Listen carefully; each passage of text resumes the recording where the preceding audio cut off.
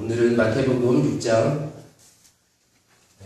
25절로 28절 말씀을 가지고 만물은 서로 돕는다.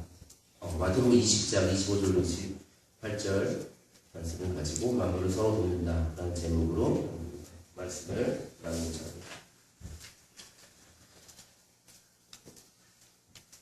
학교의 아이들은 삼선 슬리퍼를 되게 좋아합니다. 지금 아디다스, 짝퉁 아디다스라고 얘기하는 삼선 슬리퍼를 무지하게 좋아합니다. 근데 어느 순간부터 굉장히 짝퉁 아디다스가 아니더라고요.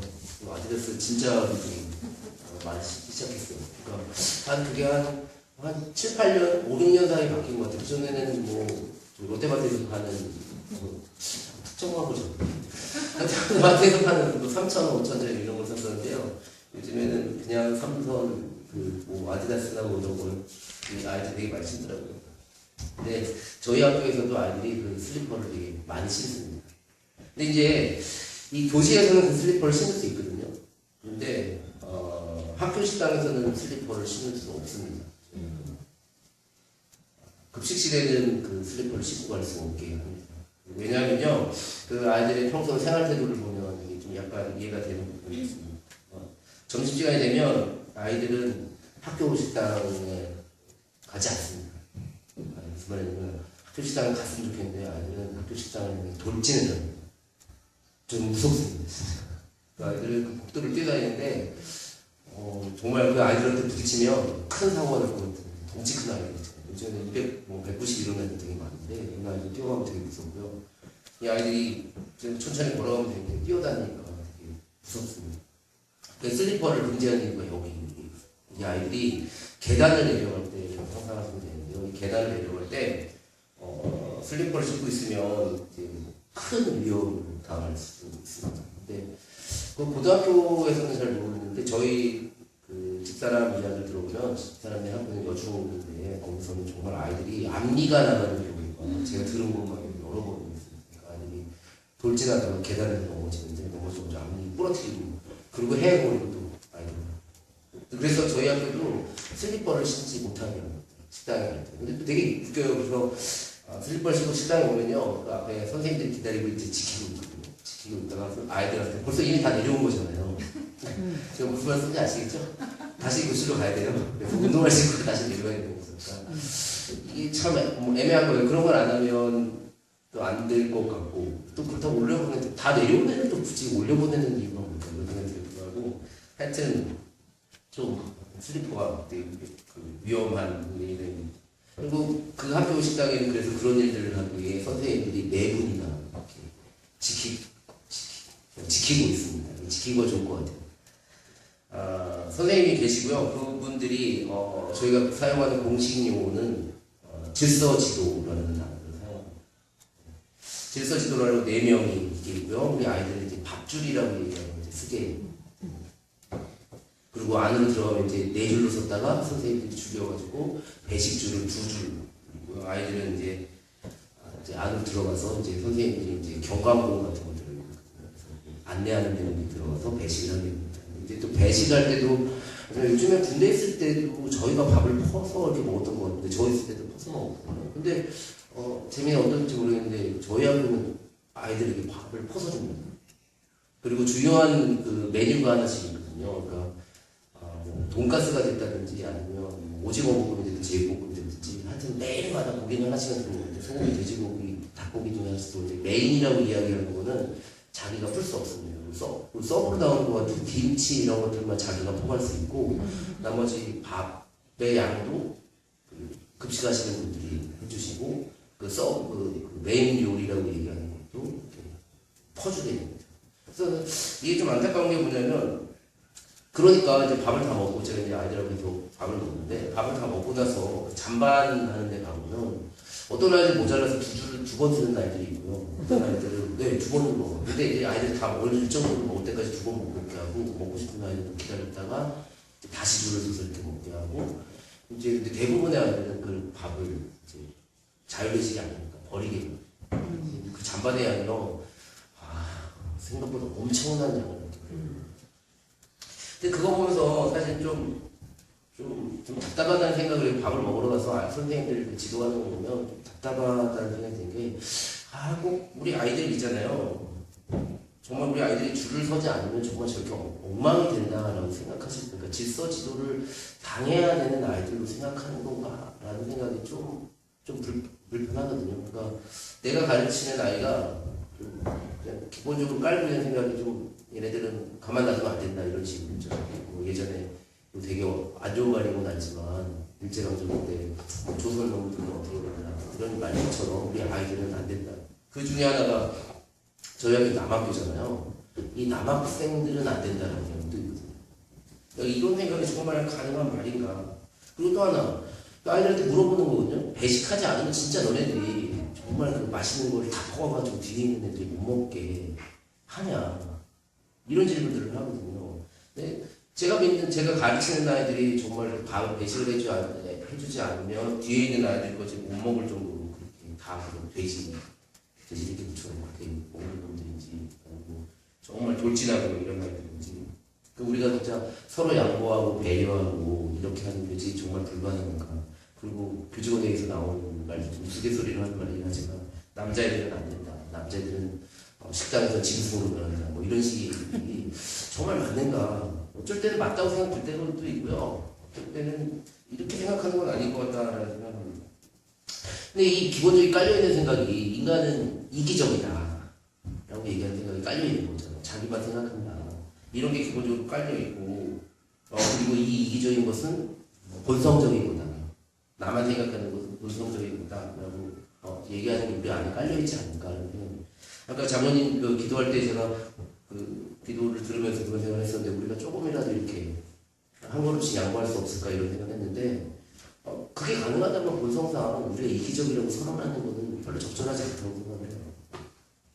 근데 이걸 좋아하는 사람도 있죠. 특히 이제 기독교라고 얘기하는 종교를 가지고 있는 사람들이 이기적이라고 얘기하는 거죠. 이기적 속성에 대해서 되게 강조를 많이 하는 편이죠.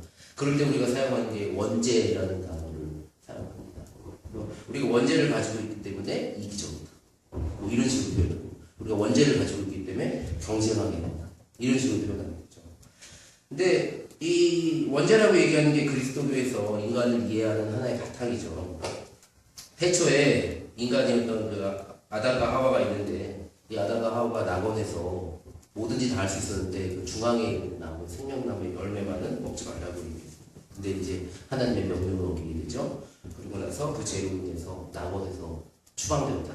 그래서 우리는 모두 다 아담의 죄가 우리에게 유전되어서 모든 사람들이 그 다 죄를 가지고 있다라는 게 원죄의 교리죠. 그런데 이게 사실은 이렇게 찾아보면요, 이게 같은 구약 성서를 가지고 있는 유대교 같은 경우는 원죄의 의미가 없습니다. 이게 좀 이상하죠. 그 같은 비슷한 구약 성서에 대한 이야기를 하는 이슬람교에도 원죄에 대한 이야기가 없고요. 오로지 우리 그리스도교라고 얘기하는 기독교에만 있습니다. 유대교 같은 경우는 우리에게 본성이 두 가지가 있다고 얘기하는데 악한 충동을 일으키는 악한 충동이라고 이야기하는 있고 선한 충동이라는 게 있는데 그 선한 충동을 율법을 통해서 강화시켜서 그 선한 충동이 악한 충동을 이기도록 살아야 한다라고 얘기하는 게 유대교라고 얘기하는데 그러고 나면 우리가 왜 원죄라고 얘기하는 거를 이야기하는지 좀 한번 살펴봐야 되겠죠. 우리가 지금 아무 생각 없이 경쟁, 이기적, 우리 인간 다 나쁜 놈들이야 가만 놔두면 안 돼 이런 식으로 생각하면은 그걸 한번 생각해보면 사실은 이 원죄라는 말을 사용하는 사람들은 원래는 로마서의 이야기를 같이 얘기를 해야 합니다. 로마서 5장에 보면 그러니 한 사람의 범죄 때문에 모든 사람이 유죄 판결을 받았는데 이제는 한 사람의 의로운 행위 때문에 모든 사람이 의롭다는 인정을 받아서 생명을 얻게 되었습니다. 좀 이 이야기 뭐냐면 원죄율이라고 얘기하는 거를 얘기하는 이유는요. 우리가 원죄가 있다라는 거잖아요. 우리 못하고 이기적이고 나쁜 놈이고 뭐 이렇게 얘기하고자 하는 게 아니라 실제로 그 이야기를 한 이유는 인간이 하나님을 거스러 저지르는 많은 범죄가 있는데 하나님 보기 아름답지 않은 이런 행동들이 있는데 아무리 그런 것들이 안 좋다고 하더라도 하나님께서 예수님을 통해서 주시는 그 은총을 이길 수는 없다라고 얘기하는 거죠. 우리가 아무리 잘못을 하더라도 잘못된 게 옛날에 있더라도 우리가 예수님을 믿는다면 그 한 사람의 의로운 행위로 인해서 우리의 모든 그 죄 있잖아요. 이런 것들이 다 없어진다라고 얘기하는 게 원죄교회거든요. 그러니까 결국은 우리가 나쁜 놈이다라고 얘기하는 것을 얘기하려고 원죄교회를 얘기한 게 아니라 아무리 우리가 나빠도 하나님의 은혜를 꺾을 수는 없다. 하나님의 사랑을 꺾을 수는 없다. 그래서 하나님의 사랑을 강조하기 위해 원죄를 이야기한 건데 지금 원죄만 남아서 우리 인간들은 정말 나쁘고 나쁜 놈들처럼 이렇게 얘기해버리는 건 남지 않을까. 그래서 정말 예수님께서 우리를 위해 십자가에 달려 돌아가셔서 우리의 모든 죄를 사하여 주셨다라고 얘기하는 건 그냥 하는 말이고 평소 때는 우리 인간은 안 돼. 왜? 우리 원죄 때문에. 우리 나쁜 놈이고 이기적이고 경쟁해야 되고 싸워야 되고 이렇게 이해하는 잘못된 얘기가 우리 그리스도교 안에 있지 않은가라는 생각합니다. 한마디로 우리가 이렇게 이해하고 있는 거죠. 만민에 맞선 개개인의 투쟁이 곧 삶의 법칙이다. 만인을 향해 싸운다. 라고. 인간들은 통제하고 조절하지 않으면 이기심으로 인해 다투게 되고 그래서 이 다투는 이기심으로 인해 다투는 것을 없애기 위해 사회를 만들고 국가를 만들고 그 국가에 힘을 주고 그에 따라야 한다. 라고 얘기합니다. 그리고 인간은 서로 믿을 수 없고 통제해야 한다. 이렇게 얘기합니다. 근데 이제 아이들한테 정말 질문을 한번 해보는 거죠. 정말 우리 아이들이 줄을 서야 하는가? 라고 하는 것을 다시 한번 질문해보고 우리 아이들에게 정말 배식을 해야 되는가? 강제로 배식을 해야 되는가? 우리 아이들 정말 믿을 수 없는 존재들인가? 라고 얘기하는 걸 다시 한번 생각해보면 그렇지 않더라고요. 무슨 말이냐면 저희가 이제 수학여행을 가게 되면 한 학년이 빠지게 되고요. 수련회를 가게 되면 수학년이 빠지게 되고 이제 좀 있으면 이제 3학년 형들이 빠지게 되는데 수능 보고 나면 3학년 형들이 빠지고 그러면 줄 안 서도 되거든요. 줄을 안 세우고 배식을 안 해도 돼요. 그 아이들 보고 포괄하고 해도 되거든요. 그러니까 결국은 우리 아이들은 안 된다라고 얘기하는 거는 안 돼서 안 되는 게 아니라 혹시 제 생각에는 식당이 작아서 그런 게 아닐까. 아니면 그 1200명이 되는 아이들을 그 1시간이라고 얘기하는데 몰아넣기 위해 그 효율적으로 몰아붙이기 위해 그런 것들을 그러니까 아이들이 정말 나쁜 놈들이는 게 아니라 이기적이고 나쁜 놈들인 게 아니라 그 시간대에 몰아넣으니까 이기적이고 나쁜 놈들이 된 거 아닌가. 가만 놔두면요 되더라고요. 2개 학년만 하면 선생님들 안 나가거든요. 그래서 정말 2개 학년일 때는 선생님들이 안 나가기도 해요. 그러면 안 되지만 안 나가기도 하거든요. 그러면 그래도 그렇게 하면 다 돼요. 그럼 우리가 여태까지 인간 이기적이고 남자애들은 안 되라고 얘기했던 것들은 그냥 자기네가 유지하고 있는 그 학교 그 식당 운영의 시스템 있잖아요. 1시간 동안 아이들 먹여야 된다는 그거. 근데 그것에 그럴 때 질서 지도를 하고 있는 것을 정당하기 위해서 애들 나쁜 놈들이라고 선언한 건 아닌가. 가만 놔두면 되는데. 저는 가만 놔둬야 된다고 생각하는 편입니다. 시행착오가 좀 필요하겠지만 자율급식 계속하면 되지 않을까라는 생각이 다양한 방법이 있지 않을까요? 제가 좀 너무 낭만적이긴 하죠. 그래서 모든 교장선생님, 교감선생님 저한테 그런 얘기입니다. 오늘 그 설교 제목이 크로포트킨이라고 얘기하는 사람이 쓴 책의 제목입니다. 상호부조론이라고 얘기하기도 하는데요. 제가 가지고 있는 책은 만민을 서로 돕는다라는 책입니다. 이 러시아에 1842년에 태어서 1921년에 돌아가신 분이니까 마르크스 이러한 사람들 공산주의 창시자는 그런 사람들이 있을 때 살아요. 지리학자이기도 하고요, 철학자이기도 하고 아나키즘이라고 얘기하는 운동가입니다. 아나키즘에 대해서 좀 짧게 얘기를 하면요, 아나키즘의 어원은 안이라고 얘기하는 게 없다라는 뜻이고요. 그래서 아르코스라는 단어가 있는데 아르코스는 아르케라는 단어에서 오는데 아르케는 기원, 처음 이런 단어고요. 그래서 기원, 처음이라는 단어에 의해서 아르코스 하면 지도자, 권력자 이런 식의 의미를 가지고 그래서 아나르코스라고 얘기하면 아나르코스 이렇게 얘기하면 지도자가 없다 이런 식으로 사용하는 건데요. 우리가 1920년대 이맘때 이렇게 들어올 때요 저희한테 번역을 뭐라고 번역했냐면 무정부주의라고 이렇게 번역했습니다. 근데 이게 정확한 어원상으로 보면요 무정부주의라는 말은 적절하지 않고요 정부가 없는 것으로 추구하는 게 아니라 나에게 모든 강제적으로 다가오는 모든 것들을 거부한다. 그러니까 무강권주의, 무권력주의, 이 정도로 번역하는 게 훨씬 더. 근데 이제 그 당시에는 우리나라가 일제강점기였고요. 그래서 이제 그 일본의 정부에 대해서 반대한다는 의미가 조금 더 강하지 않았을까 이런 생각을 하거든요. 요즘에 되게 유행하고 있는 김원봉이라는 분 있잖아요. 그분이 대표적인 우리나라의 아나키스트라고 얘기하는. 근데 이 크로포트킨이라고 얘기하는 사람이 이제 무강권주의, 무권위주의라고 얘기하는 그 운동가였습니다. 그러니까 무강권주의, 무권위주의로 새로운 세상을 만드는데 그게 마르크스하고 조금 다른 공산 이제 사회를 만들자 이런 얘기인데요. 어쨌든 이분이 원래는 되게 엄청나게 귀족 가문이었는데요. 사람이 이게 러시아에 두 가문이 있는데요. 그 두 가문 중에 한 가문, 예전에 러시아를 지배했던 가문이었는데 그 정말 엄청난 가문. 뭐 보통은 이제 왕 밑에 대공 이런 단어를 사용하는데요. 그 대공의 아들. 이 대공은 어떤 뭐 사관학교를 나와서 군인의 신분을 대공을 하게 되는데 어쨌든 이 사람도 되게 높은 아들로 태어나서 대공의 아들이 왕자라고 부릅니다. 왕자라고 어렸을 때 불렸던 사람인데 이 사람이 젊었을 때는 그 육군 장교가 되어서 시베리아에 가서 지리학을 연구하기도 하고요.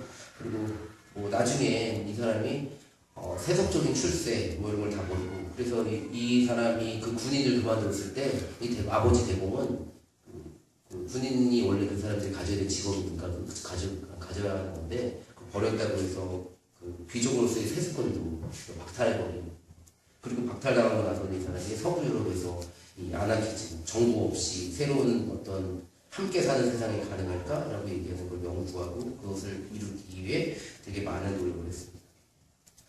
딱 들어서 아시겠지만 만물은 서로 돕는다라고 얘기하는 것은 만물이 서로 돕는다라고 얘기하는 것입니다. 이게 뭐냐면 그 당시가 어떤 때였냐면요. 찰스 다윈이라는 사람이 종의기원이라는 책을 씁니다. 이 종의기원의 그 중요한 내용은 뭐냐면 생존 경쟁, 적자 생존 이런 얘기를 하는 거죠. 그러니까 그 동물의 세계에서는 다툼이라고 이야기하는 게 있고 경쟁을 통해서 생물이 진화했다라고 단순하게 얘기하면 이거보다 약간 복잡하긴 하지만 단순하게 이야기하면 이런 그 생물의 진화는 적자 그 다툼과 경쟁을 통해서 이루어진다라고 얘기하는 것을 얘기를 했었습니다. 그리고 이제 그것으로 끝나는 게 아니라요. 이후에는 종교학에서도 그런 얘기를 하는데 종교 진화론이라는 단어를 쓰기도 하거든요. 그런 것처럼 사회 진화론을 말하는 것들이 사용되기 시작합니다. 사회 진화론은 또 간단해요. 사회 역시도 경쟁과 적자 생존, 경쟁 뭐 이런 것들을 통해서 발전한다라고 뭐 이야기를 합니다. 뭐 대표적인 사람이 헉슬리 같은 사람이 생존 경쟁과 그것이 인류에 미치는 영향 이런 논문을 썼는데 한마디로 얘기하면 이것도 위험하긴 한데 하여튼 잘 사는 사람들 있잖아요. 잘 사는 사람들은 잘 사는 사람만한 이유가 있다 이 얘기를 하는 거예요. 그러니까 이 사람들은 진화되었다 이거예요. 경쟁에서 이긴 사람들이고 이길 만한 이유가 있었던 사람이고 이것을 합리화하기 위해 종의기원이 갖다 사용되기 시작하거든요. 그럴 때 이걸 보고 나서 프로코프틴이 얘기하는 건 자연 법칙이자 진화 요인을 생존 경쟁이 아니라 상호 부조화로 이 사람의 그 책에 보면은 원시사에서부터 동물들이나 이런 것들 다 보면 정말 경쟁을 통해서 그 동물들이 살아남는 것이나 아니면 사회가 진화하는 것이 아니라 서로 돕는 이런 과정들 속에서 진화가 이루어졌다라는 책을 합니다. 뭐 그러고 나니까 여러분들 아는 이야기 아시겠지만 제가 되게 감명 깊게 본 게 남극의 그 황제 펭귄 그 허들링이라고 얘기하잖아요. 추운데 이렇게 서로 추우니까 조금씩 움직이면서 돌아가면서 자리 바꾸기를 해가지고 버티는 거 있잖아요.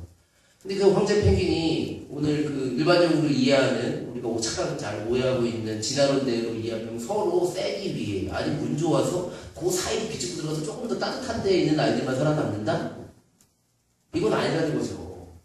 그렇게 얘기하고 나니까 새 대형빈 이런 거 아시죠? 철새들이 나르는데 그 대형을 이루어서 나르는 이런 얘기를 하잖아요. 그게 공기역학적으로도 되게 뭐 훌륭한 방법이고 그렇게 얘기하는데 그러고 나니까 동물들이 정말 그렇게 진짜 피 터지게 싸워가지고 만인을 향해 투쟁을 속에서 이렇게 되는가라고 얘기하면 그렇지 않다는 거죠. 그러고 나니까 뭐 우리가 살고 있는 이런 세상, 뭐 우리 원시인이라고 얘기하는 사람들도 버텨낸 것들은 상호고 어떻게 하면 서로 도울 수 있을 것인가, 그리고 도와서 이런 것들이 이루었다라고 얘기하고 뭐 이런 책에 보면 중세 시대 때 조합 운동 이런 얘기 되게 많아요. 조합을 만들어서 국가보다 더 실제 삶에 영향을 미치면서 같은 생각과 같은 일들을 하는 사람들이 모여서 서로 돕는 방법을 무엇일까 이런 걸 통해서 진화가 이루어졌다. 지금까지 이렇게 사회가 변화되었다라고 얘기하는 것이 만물은 서로 돕는다라고 얘기하는 책의 내용입니다. 그리고 나서 이 사람이 국가에 대한 이야기를 하게 되는데 우리가 가지고 있는 그 근대 사회의 그 오류가 하나 있는데, 각자는 자신을 위해, 국가는 모두를 위해라고 얘기하는 신념 같은 게 있다고 얘기해요. 근데 그것이 아니라고 부정을 합니다. 한 번도 사실 이런 그 어떤 사회가 이루어져 본 적이 없다라고 얘기해요. 이런 국가가 모두를 위한 국가도 있어 본 적이 없었다라고 얘기하고, 그러면서 점점 프로포트키는 촌락 공동체 이런 것들을 더 중요하다라고 이야기를 합니다.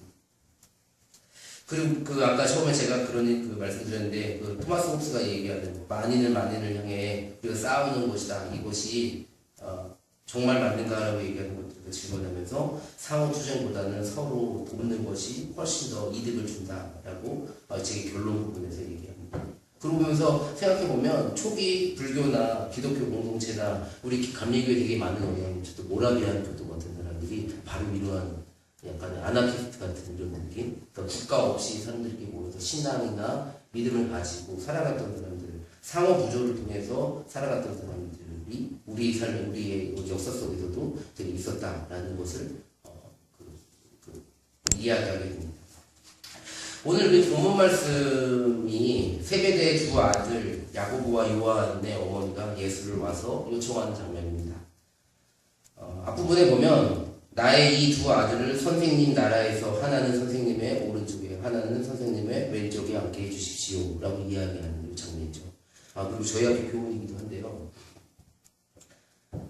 이 이야기가 자주 쓰이는 방법을 찾아봤더니요, 예수의 2인자 자리를 노리는 그런 요구라고 얘기를 합니다. 그리고 세베대 이제 이 어머니 이야기를 하면서 자주 이제 치맛바람이라든지 아니면 뭐 요즘에 자주 쓰는 말인데 자신의 욕망으로 자신의 아들이 성공했으면 바라는 것을 바라는 돼지 엄마라고 표현하는데, 이 돼지 엄마라는 욕심 많은 엄마의 실천적인 표본으로 이 세베대 어머니를 얘기하거든요. 근데 제가 이번에 설교 준비를 하면서 보니까 이 본문이 다르게 사용되는 방법이 있더라고요. 그게 뭐냐면 예수님께서 이 세상의 권력에 대해서 어떻게 생각했는지, 하나님 나라에 대해서 어떻게 생각했는지를 이 본문에서 찾을 수 있더라고요. 그러니까 여기도 본문에 보면 아르코스라는 단어가 또 나오는데요. 통치자들이 어떻게 통치하는지를 봐라라는 얘기인데, 그 통치가 이제 아르코스라는 단어를 사용하는 겁니다. 어쨌든 예수가 보기에는 폭정이 아닌 국가는 이 세상에 없었다라는 거예요. 생각해보니까 그런 것 같아요. 그때까지 세월이 지나가면서 이 국가에서 저 국가에서 저 국가에서 저 국가에서 이렇게 바뀌긴 바뀌었는데, 이 바뀐 게 정말 폭정이 아닌 국가 권력이라고 얘기하는 게 있었는가라는 질문을 하게 됩니다. 그리고 국가 권력은 반드시 부패한다라는 이해, 그리고 예수는 국가 자체를 거부한 게 아닐까라는 그런 느낌을 이 자리에서 보게 됩니다. 예수님은 이 세상에 어떤 권력, 권위, 계급도 없는 이런 새로운 사회를 세우고자 했습니다. 우리가 그런 사회를 하나님의 나라라고 얘기하잖아요. 그리고 그 예수님의 대전제는, 예수님이 여태까지 이야기하는 되게 많은 이야기를 보면 현실의 권력 자체를 변화시키는 방법으로는 하나님의 나라를 이룰 수 없다라는 이런 내용들을 예수님이 발견하게 됩니다. 가이사의 것은 가이사에게 이런 질문도 보면 하나님의 그런 권위들을 니네들끼리 해라. 하나님 나라는 그렇게 이루어지는 게 아니다라고 얘기하는 모습을 보여줍니다. 그리고 오늘 이 본문을 보면서 되게 안타까운 거는 예수의 죽음과 부활 이후에 교회가 권력과 관련을 맺고 자신들의 권위를 창조하는 것 같은 이런 느낌들, 그리고 그것이 부패할 것 같은 이런 느낌들을 이 본문 통해서 좀 보이기도 합니다. 나아가서 예수가 생각한 하나님의 뜻에 따른 사회, 곧 하나님의 나라는 현실 국가 사회와 명백히 다른 반권력, 반권위라는 사회를 보여주는 것이 아닐까라는 생각을 합니다. 하나님의 나라의 모고, 그리고 이 하나님의 나라라고 얘기하는 것의 모습은 성서 여러 곳에서도 우리가 발견할 수 있는데, 구약 시대에 보면 사사기에서 보면 되게 많이 나오죠. 왕이 없었던 시대. 사사기 보면 그때 이스라엘의 왕이 없었으므로 사람들은 저마다 자기 뜻에 맞는 대로 한다라고 얘기하는데, 하나님의 참여로 이집트에서 해방을 하잖아요. 그리고 팔레스티나에 정착한 히브리 사람들이 국가를 건설하지 않습니다. 그 사람들은 자기네 부족 공동체라고 얘기하겠죠. 소규모 공동체를 만들어서 민중 하나하나의 민중들 중심인 왕 없는 통치 어떤 이런 체제를 만들어서 살아가는 모습들을 보여주고요. 신약 성서에서는 우리가 자주 이야기하는 거긴 하지만 사도행전에 보면 얘기 나오잖아요. 모든 사람에게 두려운 마음이 생겼다. 사도들을 통하여 놀라운 일과 표징이 많이 일어났던 것이다. 믿는 사람은 모두 함께 지내며 모든 것을 공동으로 소유하였다. 그들은 재산과 소유물을 팔아서 모든 사람에게 필요한 대로 나누어 줬다. 그리고 날마다 한 마음으로 성찬에 열심히 모이고 집집이 돌아가면서 빵을 떼며 순전한 마음으로 기쁘게 음식을 먹고 하나님을 찬양하였다. 그래서 그들은 모든 사람에게 호감을 샀다. 주님께서는 구원받는 사람을 날마다 도와주셨다. 사도행전에 나오는 거죠. 이제 공산주의의 그 표본이라고 얘기하는 그런 모습. 이런 사회가 공산주의 사회다라고 얘기를 하는 것 같은데요. 초대교회가 이루었던 공산적인 사회죠. 공산주의 사회는 두 가지 의미가 있습니다. 하나는 모든 사람들에게 두려운 마음이 생겼다라는 것입니다. 이 이야기 모든 사람들이 이 공산주의 사회를 보고 두려워했다라고 얘기합니다. 누가 두려워했을까 생각해보면 맞는 것 같아요. 이 세상에 국가라고 얘기하는지 통치 방법이라든지 이런 것들이 있어야 된다라고 다 얘기할 때 이 사람들은 그냥 믿음의 공동체를 모여서 그런 생활이 가능함을 보여줬으니 이건 안 된다라고 얘기했던 고정관념들을 깨트리는 삶이니까 또 얼마나 사람들이 두려운 마음이 생겼겠어요. 이 두려운 마음이며 동시에 모든 사람들에게 또 호감을 사는 사회입니다.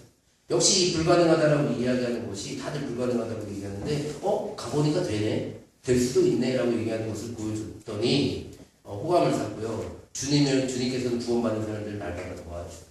나는 그 안에 더 풍요롭게 이런 사람들이 이루어졌다라고 얘기하는 거죠. 근데 그게 이제 아까 말씀드린 것처럼 국가 결탁한 교회는 부패하고 그 안에서 이런 공동체 사회들은 없어지게 되고 깨지게 되고. 근데 사실은 요즘에도 뭐 이런 소규모 공동체가 있긴 하지만 어쨌든 이런 것들이 깨져지 않았는가라는 생각을 해봅니다. 오늘 이 말씀을 보면서 정말 세상의 권력이 아닌 다른 세상, 세상에 권력이 없는 다른 세상, 함께 나누는 세상, 이런 것들이 가능하지 않을까라는 생각을 해봅니다.